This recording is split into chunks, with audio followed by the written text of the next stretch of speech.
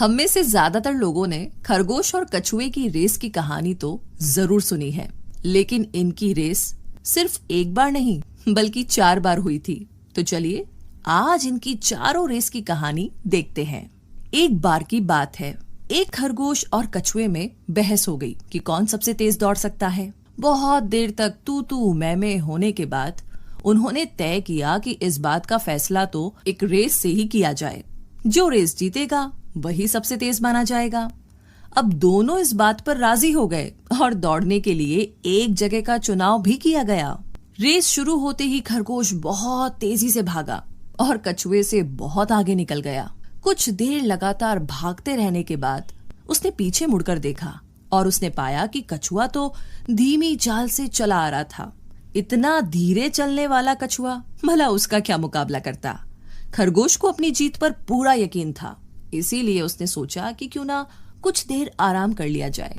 तो वो वहीं पर एक पेड़ के नीचे बैठकर सुस्ताने लगा। अब जल्द ही उसकी आंख लग गई और फिर वो गहरी नींद में सो गया।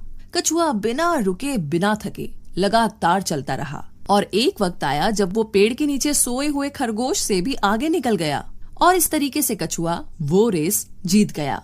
खरगोश जब नींद से उठा तो उसे बड़ी निराशा हुई, ये जानकर कि इतना तेज भागने के बावजूद भी वो कछुए से हार चुका था। तो इस कहानी से क्या सीख मिली है? यही ना कि बिना रुके बिना थके जो अपनी मंजिल की तरफ बढ़ता रहता है, जीत हमेशा उसी की होती है। तो हम सब इस कहानी का यही सच जानते आए हैं, मगर कहानी यहीं पर खत्म नहीं होती। खरगोश अपनी हार को लेकर के बेहद निराश हुआ। उसे पता चल गया कि खुद पर जरूरत से ज्यादा भरोसा करने के कारण ही वो ये रेस हारा है। अब खरगोश को गुस्सा आया और उसने एक बार फिर से कछुए को रेस के लिए चुनौती दी। अपनी जीत की खुशी से उत्साहित कछुए ने इस बार भी चुनौती को स्वीकार कर लिया, मगर इस बार खरगोश पूरी तैयारी के साथ था। वो शुरू से आखिर तक बिना रुके दौड़ता रहा और कछुए को मीलों पीछे छोड़कर ये रेस जीत गया। अब इस कहानी से हमें ये सीख मिलती है कि अपनी मंजिल की ओर लगातार तेजी से बढ़ने वाला ही स्लो और स्टेडी को पछाड़कर जीत हासिल करता है। तो स्लो एंड स्टेडी होना अच्छी बात है, मगर उससे भी अच्छी बात ये है कि आप फास्ट और स्टेडी बने। लेकिन कहानी अभी यहाँ पर खत्म नहीं होती। खरगोश से हारने के बाद कछुए ने भी बहुत सोचा। उसने जाना कि रेस का ये जो तरीका है उसमें तो वो कभी भी खरगोश को मात नहीं दे पाएगा। तो उसने इस बारे में गहराई से सोचा और फिर खरगोश को एक और रेस के लिए चुनौती दे डाली।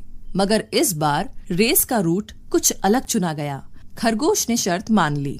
खैर, रेस एक बार फिर से शुरू हुई और इस बार भी खरगोश पूरी रफ्तार से भागता हुआ एक बड़ी सी नदी तक पहुंचा। उसकी मंजिल और उसके बीच बस कुछ किलोमीटर का ही फासला था। नदी के किनारे बैठा हुआ खरगोश सोचता रहा कि अब आगे क्या करूं। तभी धीमी रफ्तार से चलता हुआ कछुआ भी वहां पर पहुंच गया। वो नदी में उतरा और तैरता हुआ नदी के दूसरी तरफ निकल गया।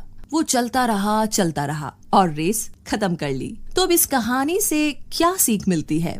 यही कि सबसे पहले तो आप अपनी काबिलियत को पहचानिए और फिर उसके हिसाब से ही अपने प्लेइंग फील्ड को चुनिए, जहां पर आपकी इस काबिलियत का सबसे बेहतर इस्तेमाल हो सके।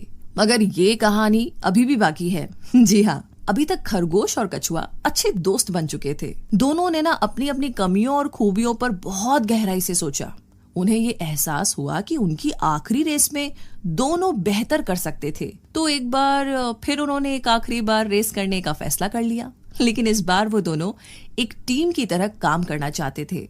दोनों ने साथ में रेस शुरू की। इस बार खरगोश कछुए को अपनी पीठ पर बैठाकर नदी तक ले गया। अब यहाँ से आगे कछुए की बारी थी खरगोश को अपनी पीठ पर बैठाकर नदी पार कराने की। तो नदी पार कराते ही एक बार फिर खरगोश ने कछुए को पीठ पर बैठाया और इस तरीके से साथ साथ चलते हुए दोनों ने ही एक साथ रेस को खत्म किया। तो अब जो संतुष्टि उन दोनों को आज हुई थी वो इससे पहले कभी नहीं मिली थी।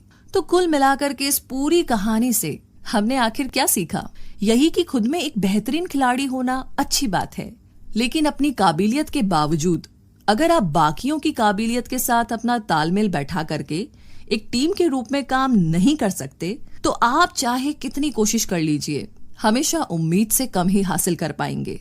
क्योंकि जिंदगी में ऐसे कई सारे मौके आएंगे जहां पर लोग आपसे बेहतर साबित होंगे।